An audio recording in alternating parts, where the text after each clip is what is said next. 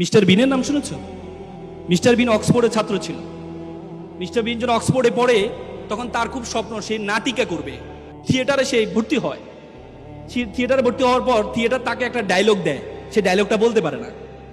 তো তারা বলে, তুমি যদি ডায়লগ না বলতে পারো তাহলে তুমি কি নাটক করবা? তাকে বের করে দেয়। মিস্টার বিন চিন্তা করলো, আমি ডায়লগ বলতে পারি না, কিন্তু আমি এমন একটা নাটক আবিষ্কার করব যে নাটকে কোনো ডায়লগ দিতে হবে না। 3 বছরের মাথায় মিস্টার বিন এমন একটি মুখ অভিনয় আবিষ্কার করলেন, পুরো বিশ্বরে এত আলোড়ন তৈরি হয়েছে, পরবর্তী অক্সফোর্ড থিয়েটার তাকে নিয়ে পুরস্কৃত করেছে। এরপর তুমি বলো, তোমাকে অনর্থক সৃষ্টি করেছে আল্লাহ? আল্লাহ তোমাকে অনর্থক সৃষ্টি করেছে? আল্লাহ তোমাকে অনর্থক সৃষ্টি করেনি। তুমি একটু কালো হলে মন খারাপ করো, হ্যাঁ আমি কালো, আমাকে কেন আল্লাহ অনর্থক সৃষ্টি করেছে? মন খারাপ করো না, করো না। আল্লাহ বলছে, you are the noblest nation, you are the best nation, তুমি সেরা জাতি। এই বিশ্ব জগতে যা আছে আমি সবকিছু তোমার জন্য সৃষ্টি করেছি।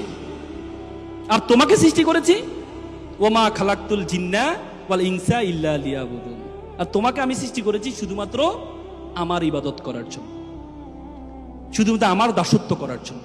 আর বিশ্ব জগতে যা আছে সবকিছু সৃষ্টি করেছি শুধু তোমার দাসত্ব করার জন্য, আর তুমি শুধু করবে আমার দাসত্ব। ধারণা আছে? তার মানে তুমি মনে করো, আমি মনে করো, আমরা অযথা আল্লাহ তাআলা আমাদেরকে তৈরি করেছে, অযথা।